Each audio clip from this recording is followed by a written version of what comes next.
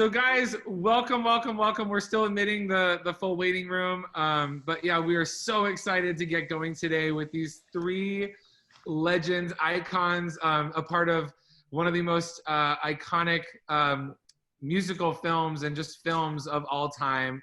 I am so thrilled and honored to introduce, of course, we have Doody Frenchie. Woo! And we have the incredible, here we go, Jamie Donnelly, Jan. Love. And then lastly, of course, my excuse me, dear friend, Mr. Barry Pearl, Doody. Well, welcome you guys. Thank you so much for joining us. This is going to be such a blast. You guys just had your, I cannot believe it, a couple years ago, you had your 40th anniversary. Like, that blows my mind. I'm sure it blows your mind even more. Yeah. Oh yeah. Yeah, exactly. It made. Look at this. Look, it made me gray. Is how. Yeah. That's how it affected me. Overnight. Yeah, overnight.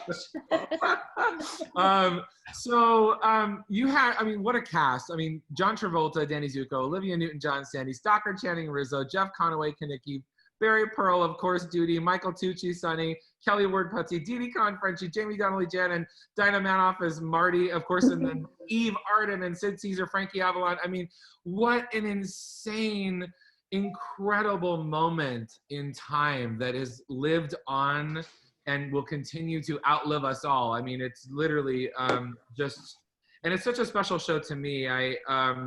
It was the very first tour I ever did. I played Roger, of course, renamed for the film. And we want to talk to you, Barry, about all that, about the reorganizing of the T-Bird Men and why that all happened. But, you know, it transcends like every generation. It's like, you don't have to have been from that generation or born in that time. It really is truly amazing what it has done. So let's go ahead and dive in. We're gonna start at the beginning. I love each of you to share your Grease origins, if you will, whether the film was your first experience or you had done it on Broadway or the tour. Let's start with Jamie. Okay, my story is that 7 years before I was Jan in the movie, I was Jan on Broadway. That's right. And it was Garn Stevens was the woman who originated the role of Jan, did it for not a very long time, and just as it moved to Broadway, she got another Broadway show, and they hired me, and I was Jan for 6 months, doing the show 8 times a week on Broadway. At that time, it was the same time that the first national tour was going out. So we were all sort of getting to know each other anyway around that time. But I did the show in New York. And, you know, another connection that's kind of interesting is that my manager, whose name was Bob Lamond at that time, was also the manager for Barry Bostwick, the original, the original Danny Zuko, Carol Demas, John Travolta, Jeff Conaway. Wow. Grease was his life. And many others. And so this is something that usually we don't talk about it, but isn't mentioned very much. But I had known John and Jeff, and, you know, way before we ever did Grease even. I love that. So, you know, we have long, strong roots that go way back. But yeah, so by the time I did the movie, I was very shocked because I thought I was a little old to even be playing a high school person when I was 7 years before. So I was just amazed. So funny. That's a commonality. You hear like Olivia Newton-John in interviews go, "Oh my gosh, I was 29 and I couldn't fathom playing a high school student." I'm like, everyone bought it. So. But you know what? Randall would let us watch the dailies often. We would go and he would ask us, you know, what did we think about things? It was a very collaborative process. And at that time, I would watch the daily sometimes, and I think I look a little too young. I don't think I look like a senior in high school. I think I'm looking more like an 8th grader. I better act a little older. That's amazing. You know, it's before we move on from this into the next Grease story, it's a testament, I think, to how they put that together, that so many of you did have relationships previous, because the chemistry was something you couldn't fake. I mean, it was so instantaneous, and the relationships on that were just really amazing. So a little known fact about Jamie, shouldn't be a little known fact, but I think this is pretty amazing. You were the original in the United States Magenta in Yes. Rocky Horror Show Yes. and the Roxy cast with Tim, and I mean the whole gang. I mean, you're on that cast recording. Right, and Broadway too. We did Broadway too. Yep, I mean, amazing. And the only reason why you were not in the film was because the original London actress wanted to do it, which... Well, what they told me was that it was British equity. It was the union rules. And they said anybody who wasn't an American character, like Susan and Barry and Meatloaf, anybody who wasn't an American character would... And my character came from the planet of transsexual in the galaxy of Transylvania. So I was out. But you know what? My part was so much better in the play than it was in the movie. And I got to, in the play, I got to play a character we called Trixie, who sang science fiction. Yeah, in the opening and the closing. And in the movie, it's just lips. But it was a fun character that was really sort of like it was like the negative of that character was Magenta, but all the lightness was in Trixie, who sang science fiction double feature. So I got to be a blondie in that, and then the, sultry, dangerous Magenta. Dark, the rest of the evening. I mean, being a part of, how incredible to be a part of two iconic moments and with two iconic casts. I mean, what a dream. People live a whole lifetime without getting one of those opportunities. So how amazing to have both. And it isn't like we didn't know it. We all knew that it was an extraordinary connection that we all had. The Greasers, very much so. Tim Curry and I are still thick as thieves to this day. We actually have performed together in the last couple of years. And Barry and Doody, I mean, we adore each other, really. It's almost like every year that goes by, instead of it being we aren't quite as close as we used to be, it's like we treasure each other even more, perhaps because some of us are not with us anymore. But I don't even think it's that. I just think it's the nature of the bond is so real and so strong that just like you don't stop loving your family, you just love them more as time goes by. We're like that. Amen. I love that. So Doody, what's your Grease origin? Tell me about your Grease origin story. Well, the first time that I met Jamie and Barry, it was like our final callback, right, guys? When there were about five different groups of. And you had never done the show before, correct? You were brand new. No. Yeah. I saw it on Broadway. She was a virgin. Until she met me. Until she met me. 20 years ago. Oh my God. Moses that long to get across the desert. Anyway, there we were. And they kept narrowing it down, and we were improvising, getting together, right? We had the T-Birds and Pink Ladies, and it was all improv. And they kept switching until it was us, except for Soccer. She wasn't there that night. But I think that's my beginnings. As far as the audition goes, I had got lucky because my hair, it wasn't really doing much, and I figured a hairdresser should have a really nice do, and they told us to come looking like our characters to the audition. And I happened to go by a beauty parlor named Frenchie's in LA. No way. And I went in there. I didn't tell her, but I went in and it was great because she had a big hairdo. And I said, can you do my hair like yours, And she probably looked at you like you were crazy. Like she's like, why would this young woman in the 1970s want this big do? I love it. Yeah, right. Everybody had that whatever do then, the Farrakhan kind of thing. But anyway, I asked her all kinds of questions about why she wanted to go to beauty school and what, and it was great. She told me things like she cut everybody's hair all her dolls had weird hair. Everybody's hair was weird as she practiced. But she sent me to her beauty school. I mean, she didn't know she was sending me there, but I ended up going there for some research. So yeah, so then we auditioned, and Wow. yeah, I had Oh an my gosh. experience of going to pick up my script, and I hadn't remembered the whole story of Grease. So they handed me at the gate with Paramount is just a thin envelope. And I look at it while I'm in my car, and I said, what does this mean? Men have rats. Men are worse than fleas on rats. What does this mean? And I saw on the guard's desk in his little booth, big fat manila envelopes. And I said, it happened to be a whole script in there. He said, pull over.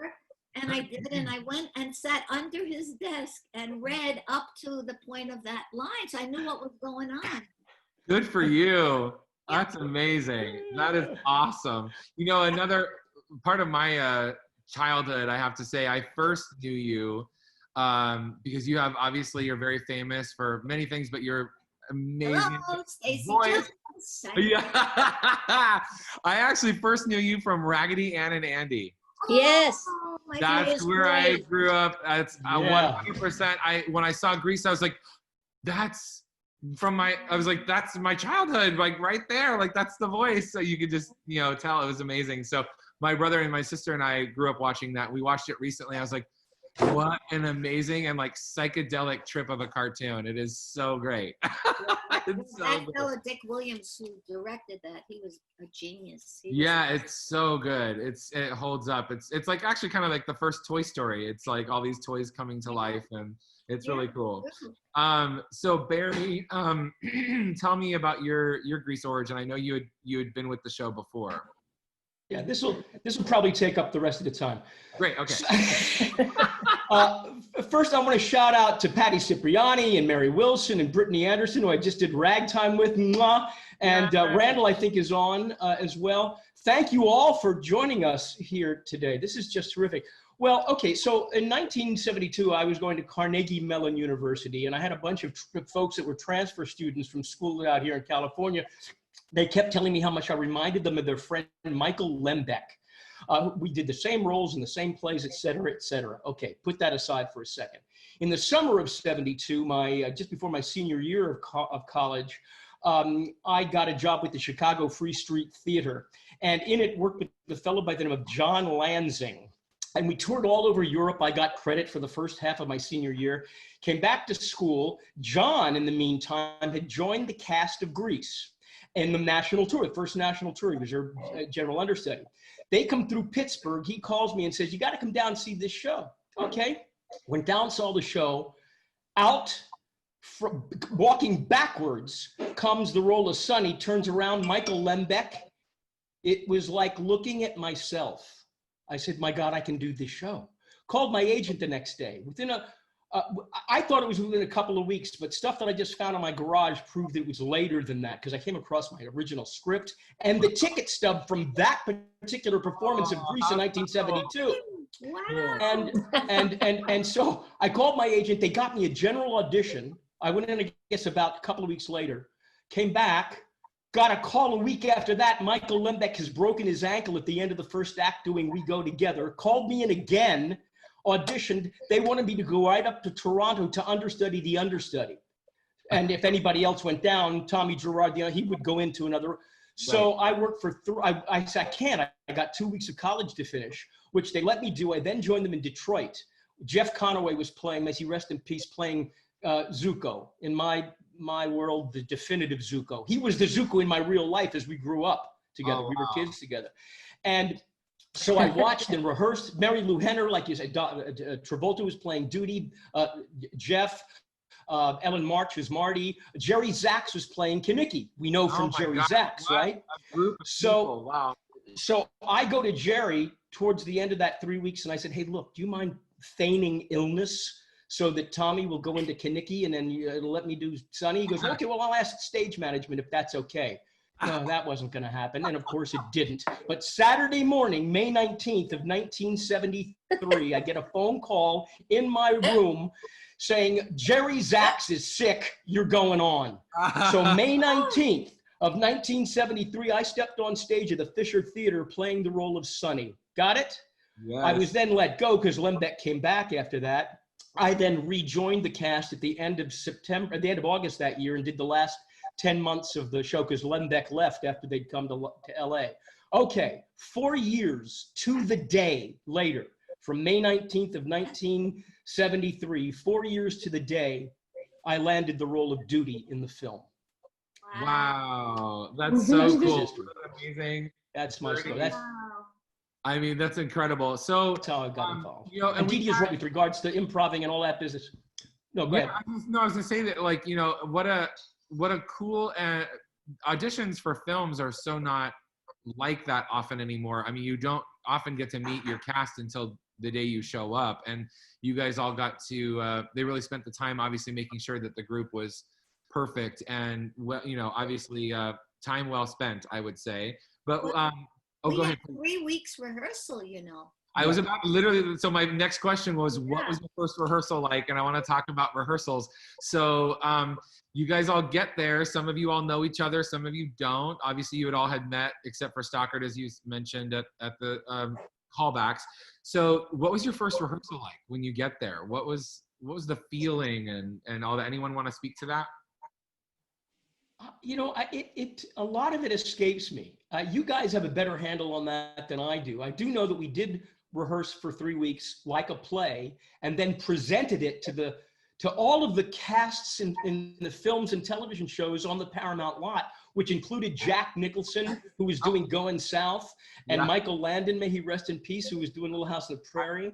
And I think Warren Beatty was there. You guys have better stories about this, but we performed it for all of these folks. But Nicholson had a problem with us rehearsing, didn't he? Do you guys remember that story? No. Kelly said that all this noise going on and making everybody crazy. Nicholson was a little beside himself. Oh, go ahead, Dal. Go ahead. I was going to say the very idea that we could remember more than you, Barry, is outrageous because Barry is the one who knows everything we ever did and everything that ever happened and the date and the hour and everything. For you. Yeah, he knows it all. He's our big daddy. He's the real leader of the pack at this point. He really is. I love it. It's amazing. And like it's a testament to your guys' relation. I just was like, outside chance, Barry, do you think we could maybe do this? And he's like, immediately emailed you guys, and you all immediately, yeah, I'm in. I love you, Barry. And I'm like, so obviously you guys have such deep love for each other. Well, let me just add this. I'm going to give you a little teaser from what we see. We see Lisa. Where'd she go? Lisa Gorgon is here. Lisa you were the understudy. You also did, was it Frenchie or Jan? Did you Frenchie in the UK production? Lisa and friend Toby Hinson King, who played Vince Fontaine, Teen Angel, they're in London right now. I don't know if Toby is on right now, if he stayed up or not. But the two of them came to me with a project that you're all going to see soon because we just got the green light. Just got the green light. Yes, and we don't want to give it away. But the funny part about it is, and it wasn't so funny for a while, when we finally got the green light, I got an email from a particular person in charge saying this would have happened a lot easier if you weren't involved. And I said, what? Why? What do you mean by that? Well, it turns out when this person finally answered me just before coming on here, because I had a lot of angst, I got to tell you. And I thought that this person was coming from the fact that, yes, as Jamie says, through the years, I've kind of wrangled everybody together, not only for projects, but when we are potentially getting shut out of getting residuals for the use of clips and such. Yeah. And so has been at the center of all this, knowing all the action and actually championing me and moving me on. And so I thought, what do you mean by that? And the person didn't respond for the first 2 times. And I finally emailed again, copying all the players, Lisa included. And the person finally got back to me, Lisa, and said, I was joking around because you're a real pain in the ass. Oh, no, I didn't say that. So I love it. So you guys But yes, so there's a project that's in the works that you're all going to know about very shortly. It's going to be just so wonderful. exciting. And thanks for being here, Lisa. It's awesome of you Oh, thank you for having me. across the world. I in fact, actually, the tour I did was over. It was it was a production of it in the UK, but I did the European tour of it. European tour? Okay. Yeah. Who did you play? Roger. Oh. Yeah. So guys, I want to talk about I tradition. remember something. Oh yeah, please. Something just popped into my mind, which I'll never forget, because it has to do with the people who played the parts in one of the tours or on Broadway. Do you remember we went in that secret room with the Broadway script to get all the good jokes back in? Yes. Oh, I Yes. remember that. Yes, I do. Yeah, That because was not that we didn't like the script. Bronte Woodard, he was a very good writer, but there were things that weren't as funny, and we wanted to put them in. And Oh, I mean, yeah, you we should see.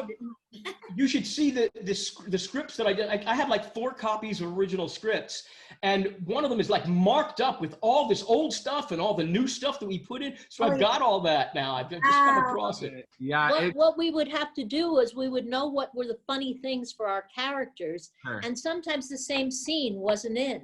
So we'd pull something out of one scene Wedge and it then in. stick it into a place where it would work. But we could do that because we'd done it, so long that it was so much a part of who we were already. I was going to say that in terms of when you said the first day of rehearsal, now this may be, my own fantasy memory, but I think what I remember is that it was, for me, it was fun because I knew it already. I really knew the character. I wasn't trying to figure out who she was or remember what the notes were or the steps, which were very similar. Pat Birch choreographed both the show and the movie. But what was different was that we were approached as though we were the honored guests at the biggest party in Hollywood at that time. And Alan Carr, who was our producer, was really, I would say, almost better known at that time for producing big, wild Hollywood parties than he was for producing big, successful Hollywood movies. So we were welcomed, into a huge party. And I remember we were all on a soundstage. I think it was that first day, and Alan was wheeled on. I forget what kind of thing it was, like almost like a little emperor. And he had gifts. He had gifts for all of us. I think they were T-shirts with our names on them and grease on the front. But he was giving out gifts, and it was a party. And he said, we're just going to have fun. That's the whole idea here. It's going to be a party. It's going to be a good time. And in fact, he was dead on, because one of the reasons that this whole show works so well and people want to see it over and over is that unlike a movie or a script that it's like, well, I've seen it, I'd like to see it again. This is like going to the greatest party over and over again for the audience too. Yeah. We kind of welcomed the audience to our party, which was playing at Grease and dancing and singing and dancing with each other. And, having fun jokes with each other behind the scenes and practical jokes. It was a big, fat party, which was, I think that tone was really set by Alan Carr, the producer. That's amazing. And it really, there wasn't a rotten egg in the bunch. You know what I'm saying? There wasn't anybody that we have anything disparaging that we can even to this day say of. We just clicked. We all just got along. It was just a kind of a perfect storm of talents from all disciplines. And as Jamie said, Alan created this environment that was just so right for us to create what we did. And you talked before about the changing up of the names and the characters. When I read for the role of, I said, Doody? I'm not a Doody, because in the play, Doody is the Putsy character from the movie. Right. They flipped it up. They liked the name Putsy. They got rid of the Roger name, but the Roger character is embodied in what Michael Tucci does. Right, it's Sunny. So when you talked about, Didi, when you talked about what we did, how we developed our characters, I was saying, but I'm not Doody, I'm Sunny. So what you're seeing really in the film for me is my Sonny interpretation. I would have loved to have been a fly on the wall at the Royale Theater when the cast list was revealed and they saw that Barry Pearl was playing Doody. I ain't Doody. You're like, So, what? but that's how it rolled out. Sonny is really Doody, and Roger is really Sonny, and Doody is really Putsy. No, I was like, this is wild. Oh, go ahead. The other thing is that I think that even though we all thought we were playing characters, these characters are very close to who we really, really and truly are. And this was part of the genius of Randall Kleiser, is that I have never worked with anybody who was more open to us coming in with off-the-wall ideas that might not have seemed like they were right or fit, but he had an unerring sense. He didn't always say yes. He would say, sometimes he'd say, I don't think that's what we're going for there. You know, it wasn't always, but he usually would give things a try. He'd say, let me see it, you know, and then what does everybody think? Well, let's do it. Even, for example, this isn't a performance thing, but you know, at the drive-in where the hot dog jumps into the bun at the commercial at the drive-in. Yeah. Sandy. He had us all come in and sit in a little screening room and said, which of these commercials do you like for a drive-in? Which one do you think fits the best? And we all said, oh, the one where the hot dog jumps in the bun. And there it was. He agreed. Yes. So it was he was a great collaborator. Yeah. No, I was going to say, every once in a while everything freezes here with me, but in the same vein, I was a huge Three Stooges fan, huge. Mm-hmm. And I felt that Sonny, Doody, and Putsy in the 50s, that's where I grew up, or when I grew up, they would be too. So the work in the film is very much an homage. Hi, Matthew Kwasnick, by the way. Hello, buddy. How are you? One of my campers from Joey Travolta's Inclusion Film Company. But anyhow, but Randall is also a huge Stooge fan. So he came to me, again, in the same vein, Jamie, came to me and he said, I got a little surprise for you. I've had Columbia send over a couple of Three Stooges shorts that I want you and Michael and Kelly to sit down and watch to help you with the flavor of the Stooges. And boom, there we go. And so he was right. I mean, he's a huge fan, thank goodness, because we had a meeting of the minds there. And so a lot of the stuff that you see us do there is Three Stooges-esque. They're lotsy. Well, we do it at the bonfire, don't we? Yeah. That was all our stuff that was paid homage to this. It's so good. So I want to go back to Pat Birch for a second, because her choreography, it looks like you're watching it fast forward. It is so athletic and fast, and she's so petite, so tiny, like as in short. And I know people of all heights, you know, in that movie, and everyone looks super long and slender in that movie. Of course, like, you know, film magic, you never know how tall everyone is, but was that difficult executing? Like, what was that first dance? Well, she was absolutely brilliant, Pat, because she brought out 20 dancers. 20 dancers. That were just remarkable in the sense that they look like real people, you know? And that was part of it for their auditions, but also that they were such phenomenal dancers and had such energy that they made us look good. You know, that's right. Kind of live up to that type of unbelievable energy. And the other thing was that because she did the Broadway show, she already had the language of Grease. So for us who never did it before, you know, we had to get Greasified. So we had to pick it up. And you know what? We stayed in character all day long. We had this thing. We got our makeup on. From then on, I wasn't Dee Dee anymore. So we were constantly playing. So that goes with what you said about Alan Carr. So we're going to have fun. This is going to be fun. And what had happened was all these relationships developed, and there was all constant improv going on. And when the cameras rolled, it was just a continuation of that heightened energy. And it really worked well for it. Yeah. And Pat encouraged that. She had each dancer write an autobiography.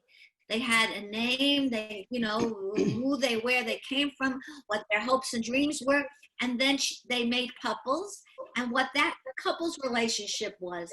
And how did that express itself in dance? She's very character oriented. I worked with her in You're a Good Man, Charlie Brown as well back in Me '67 and too. '60. You did. I played Schroeder. Who'd you play, Jamie? Well, this will take me 1 second, but it's pretty cool. I was the original.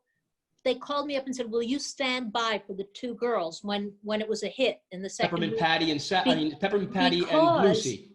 Because the budget was very low on it, and their choreographer was Pat Birch, who was covering the two girls. And they called and said, "Pat Birch wants to just be a choreographer and not do this anymore. Would you stand by for the two girls?" Which I did, and, you know, played the role a couple of, you know, in weeks at a time, a couple of times, and did other shows at the same time. They were extremely flexible with me.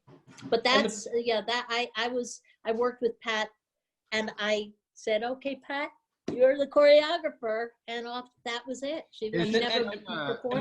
My point was that she really makes non-dancers look like dancers. 100%. And of course, as Dee Dee said, surrounding us with these incredible 20 dancers that she brought in, it made us all look good. Right. You know, and they were wonderful, and they still are to this day. Yeah, I was lucky with Kelly Ward too. Kelly was my partner playing Putsy. Yeah. And he was, I mean, you didn't see it in the movie, but he could do anything Gene Kelly could do. Oh yeah, that's amazing. He was an astonishing dancer, and I had dealt with on Broadway. Sometimes there would be people who would come in like the fourth understudy down, and it would be like, "Oh, who?" I would have a flip that I'd call my dread flip at the dance, and it was a thing where I would start on my feet and end on my feet, but I was in the air. Yeah. Going upside down till I landed. And if the person who came into that role was like, "Oh, well, we'll put him in for the night," we'd get there and it was like, "Is this guy going to catch me on the way around or not?" And so I was used to these switch arounds, like Barry was talking about. They'd switch people around, and it was scary for me because I could have landed on my head. Yeah. Never did I think that way again when I had Kelly Ward dancing with me. Because I'm telling you, you know, Jan felt like Ginger Rogers when I had him to dance. You know that Kelly, he was at the point that they were casting.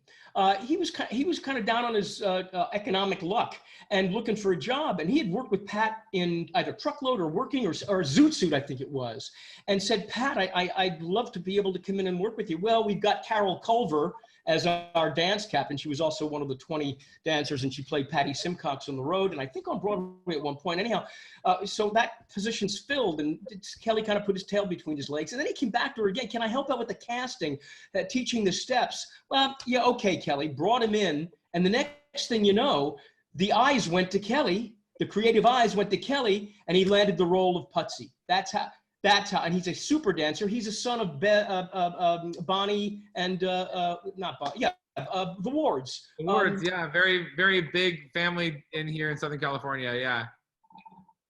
Yeah, they're huge dancing folks. Yeah, dancers like from I've got a Kelly so he comes from great stock. At the audition, he was there to help us learn the steps. And right. Remember that big callback where they were going around and whispering in people's ears that they could leave? Do you remember that? It was terrible. Yeah, oh, it was like scary. 100 people in the big sound stage, and we were learning to do the stroll, I think it was, for the beginning. Anyway, for some reason, every time it started, everybody's going this way, and I'm going this way, and I couldn't figure out. And they took a break, and I went up to Kelly, and I said, "Kelly, help me. I don't know why every time." And I was feeling terrible because I thought for sure I'm going to lose this because of it. And I was counting. Every time everybody's going this way, I'm going this way. Well, when we did the scene, Pat came up to me. She says, "You know what you did at the audition? Everybody's going this way. You're going that way. You do that now." And you can see it in the movie. Well, you see, my memory of that is that we just screwed up. Because if you look at that scene, you have an entire sea of people going to camera left. Dee and I are moving camera right. And I just thought we screwed up, but your eye goes right to us. I thought that was kind of a brilliant screw up, wasn't it, Dee? But so, again, my memory, who knows? It's just supposed to show you. You think you're going to lose a job because you don't do it right and you stand out, you know. You said it. Okay, I have another, hold on here. There we go, technical difficulty. So I have the question that everyone asked. Did anyone date during filming? Jeff did. Everyone. That's always the answer. Everyone's always like, Jeff. His Winnebago was rocking and rolling all the way. That's amazing. And he and Patty Simcox were like an item, right? Yeah. She said, you know, they would rehearse the lifting up of this. Privately in his Winnebago. That's right. Yeah, privately in his Winnebago. Oh my God, I love it. I was dating or living with somebody at the time, Beth Blum. You had just come off of a relationship, Dee, right? So you weren't interested in, I don't know, I can't speak for you. Kelly was seeing Annette, who he eventually married. Michael was seeing somebody. So there wasn't a lot of that, you know, inside. I had a crush on everybody, especially Dinah Manoff, who I actually went out on the road with on the press tour, and nothing ever happened there. But I had a big crush on her. She was way too young, anyway. I know that this is probably might sound like the boring answer that nobody would like to hear, but I think one of the reasons we all felt so safe around each other was that we all flirted like crazy in a way. Yeah. But we all knew that nobody was going to take advantage of each other. Right. That's awesome. And I think that's the real truth. So that we could all, you know, flirt and act wild and play like crazy. But in fact, we knew that we were safe with each other. And we still are, you know, we still are safe with each other. Amazing. So in character all day long, you know, that gave us the license to be as goofy or as, you know, raunchy or whatever, Right. you know. Yeah. Free. Yeah, free. It's true. Yeah. We were free. So but one of the film's most, I feel like, iconic lines that, you know, everyone has like a line from the film that is a big takeaway, but brusha, Jan. Yeah. Come on Yeah. now. Brusha. That is one of the most, where did it come from? It wasn't in the Broadway play. It should be. It's so good, but no one would ever be able to do it like you anyway. Oh, so thank you. it should remain yours. I'll tell you, you know, this was Randall and I together, really, again, another one of these collaborative things. But you will remember, if you were Roger and Rump, that there was a scene in the play that took place in the park. Yep. And in that play, there was a piece of dialogue where Roger says to Jan, or Jan says to Roger, "Hey, Raj, you better stop drinking so much Coke. I heard a story about this guy one time who drank, whose tooth came out and he put it in a glass of Coke, and the next day it was rotted." Yes. And he says, "No, Bucky Beaver." Yes. And because I have kind of prominent teeth, I'd get there'd be a couple of laughs in this, right? He'd say, "No, Bucky Beaver," and I would look hurt, and then I'd look out to the audience like, what's he talking about, with my teeth showing, and get another laugh. And so I was old enough then to remember who Bucky Beaver was in the commercial. And I thought, you know, I love to sing. I really am a singer too. And we only got to sing in groups. And I thought, well, the line that was the opening line of that scene, the pajama party scene, was Jan's, and it was written. They're looking at the TV. Jan says, "Look at what Loretta Young is wearing." That was the line. Uh-huh. And I thought, that doesn't do me any good. I'm not going to get a laugh. Nope. It's not musical. Yep. It's not that fun. And at that time, I thought, I don't even know who is going to remember who Loretta Young is. Yeah. And I thought, I've got to find something more fun. And I thought, and we talked about it with Randall, and it was like, what if we could get the commercial from Bucky Beaver, and I practiced A it. pan of toothpaste. And we went to the prop master, I think was the one who got it for us. And Randall said, you practice that. And I practiced at a monitor in the studio. And he said, let me see what it looks like. And he looked at it and he said, I like it. Let's see what the girls think. And so I did it for the girls, and they all laughed, and Dinah threw a pillow at me, and it was like, okay, it's in. That's what it's going to be. And that's how that all happened. But I mean, like Dee Dee says, it isn't like we were there like, okay, now I'm going to try this out. It was really, we were all like wild and fun and bouncing on the bed and seeing what we could do with the set that would be fun and funny, and with each other, you know, tickling each other and all that stuff. And so anyway, that's how Brush It got in there, was, you know, that combination of factors. It's amazing. It's so good to finally hear the origin story of Brush It. Thank you. So especially as the counterpart to Jan, it's always been one of those moments where I was like, oh gosh, I wish that was in the show. It's so good. Anyway, so why, I'm going to ask Dee Dee this question. I know this is something you have a beautiful answer for. Why has this story resonated with so many generations? Like, what is Grease about at its core? Oh, well, I'm still thinking about the sleepover scene, because we were laughing hysterically. She was so funny. But you know what happened? All of a sudden, I jumped up because my bedroom door was open. We were so into it. I thought I was back in Brooklyn in my house, and my mother. That never happened during any rehearsal or anything. I mean, that's how and we were also afraid of Stockard, you know. So afraid to this day we're afraid of Stockard. She kind of like, yeah, she is. She's like she's a badass for sure. Oh yeah. But wait a minute, why do I think? Yeah, I mean, like, what is it? I mean, what is it about? I know you've called it a musical of firsts, and yeah, that's right. Grease is about firsts, and you know, the juiciness of first love, and first car, and first breakup, you know, and first career disappointment. Yeah. But, you know, there's something very, you know, vital and juicy, exciting about firsts. But also, this was before music videos. And I think that people in these next generations that are used to beautiful music, they just think this is like a long music video. Right. Because that's Right. You know, a love story that is just wonderful. And I think, too, the reason that we're all still good friends is that we're a bunch of goofballs, and we still are. You know? 100%.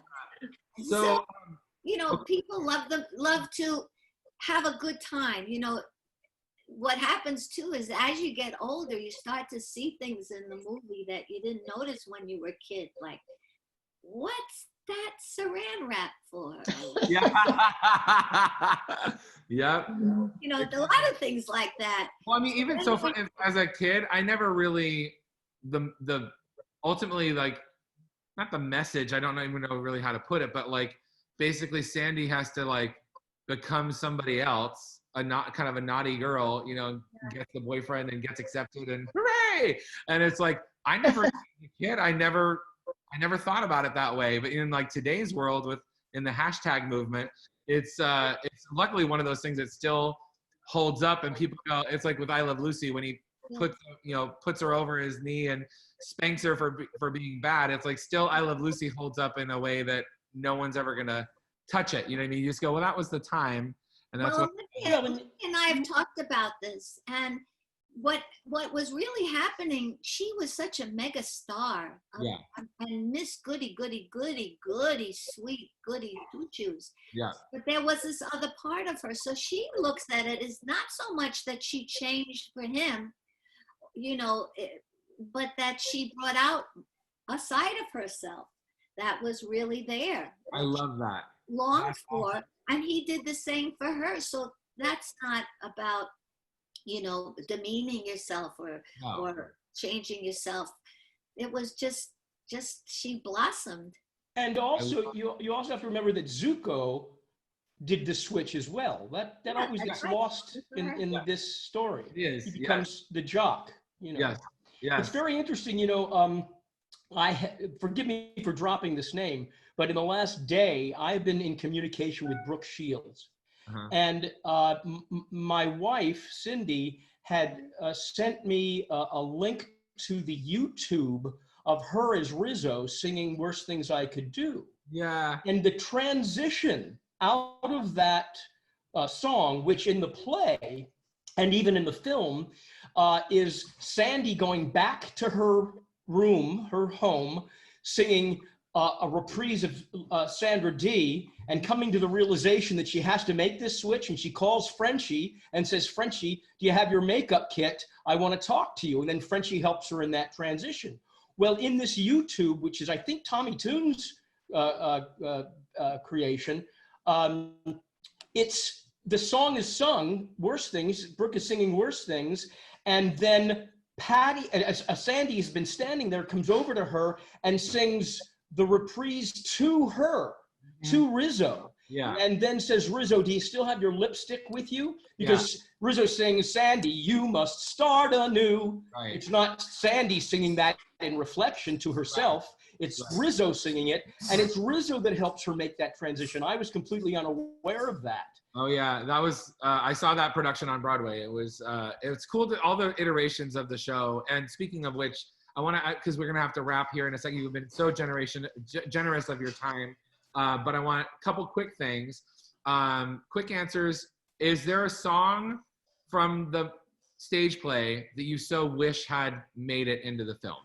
Because there's quite a few, Freddie My Love and Mooning and et cetera, that didn't make it into the film. Is there, or do you kind of feel like, I mean, the film is pretty perfect. Do you feel like, no, it was out for a reason?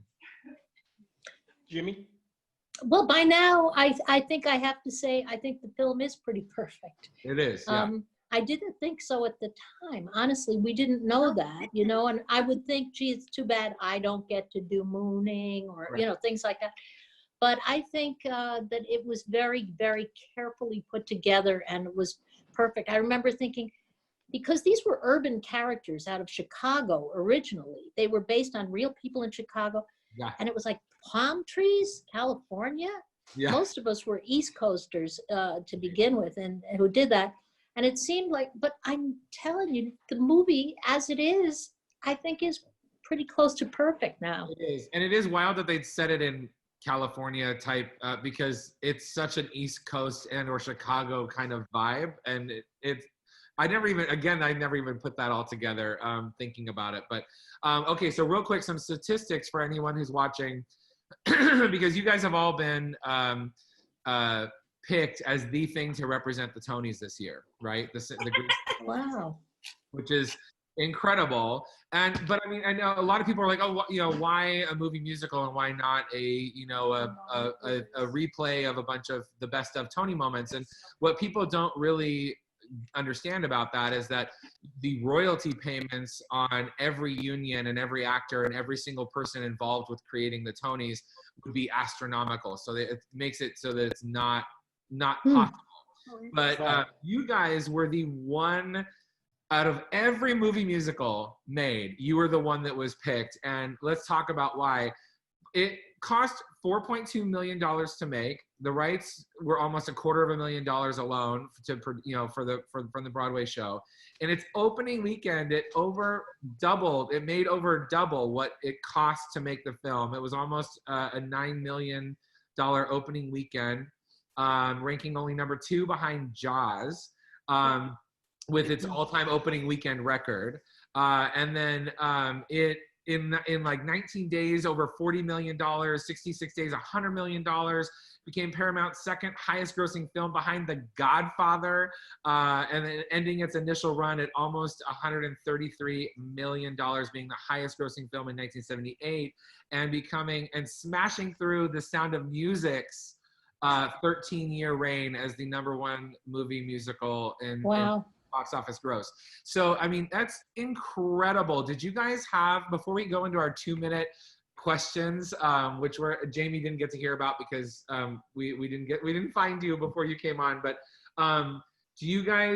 did you have any inkling that it was going to be any? If we had any inkling, we would have asked for points.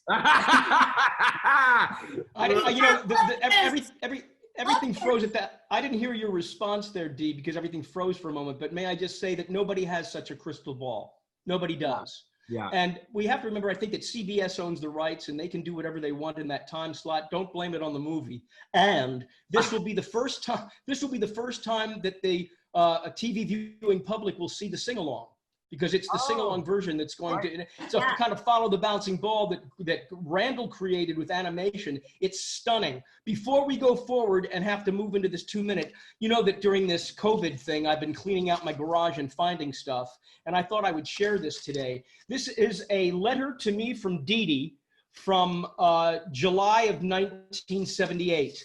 And we were on the road, I believe, with the tour, the publicity tour, and she writes, "Dearest Barry, well, I'm on my way again, this time to Atlanta. Almost Summer opens on the 28th in Georgia. Once again, thank you for making all the arrangements on our opening night. You certainly helped to brighten up that whole experience, not to mention how gorgeous you looked. I hope you are well. I'll speak to you when I return. With love and kisses, Doody." I love it. 1978. Oh, this makes my heart sing. So guys, we're gonna go in a 2-minute rapid fire. I'm gonna ask each of you questions, and they're just like quick answers. They're fun and funny and silly. And then at the end, I'm gonna ask you, how do we make today even more fantastical while living in this crazy new world of COVID-19? So, all right, Kyle, cue my music. All right, Doody, window or an aisle seat? Oh, wait, you froze. Oh, window or an aisle seat? Oh, window. Barry, what makes you laugh no matter what? My cats. Jamie, what does creativity mean to you? Being inspired from the heart and soul. Amen. Doody, what are your favorite lyrics of all time?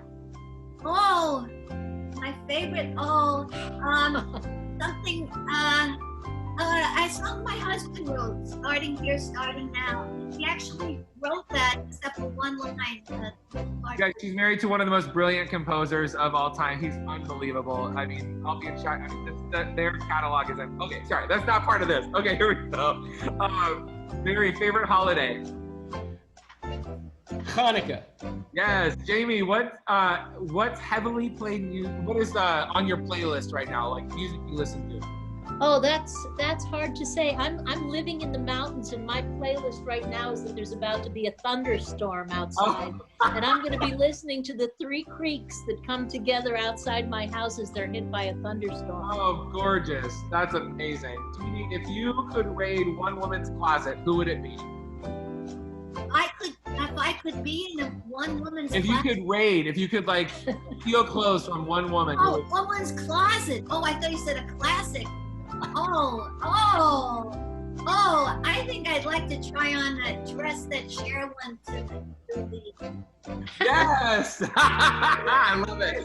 That's so good. Jamie, what is something you will not be doing in 10 years? Not be doing in 10 years. Griping. Barry, I'm going to ask you one more question. We're done. But what did you want to be when you grew up, when you were like 12? A surgeon. Oh, I love it. But now you're an incredible actor. You guys, a huge round of applause for these incredible actors. Is there anything that we can do today to make it even more fantastical? Anyone have any advice for anybody listening in? Stay socially distanced until we can get a cure, a vaccine. This is the most important thing, that you follow those rules, and overall, please follow the science. Amen. And a really quick shout out, Barry and Dee Dee, thank you for all that you do, advocacy, all that you do for autism, and Dee Dee and awareness, Barry, all that you do with John Travolta, with that, the film. Joey. Yeah, Joey Travolta, excuse me, with the film group that you, it's just amazing what you guys are doing every day for so many people. So again, thank you all for being here today. Later on, we have Adam Pascal on. It's going to be a great end of our day and a great way to go into the weekend. What a great way to go into the summer with the ultimate summer movie musical, Grease. You guys, thank you so very much. You're welcome. Be blessed, and thank you. Yeah, talk soon, everyone. Thank you very Bye, much. everybody. Bye. Love you all. Love you. Yeah. Fantastical Fridays.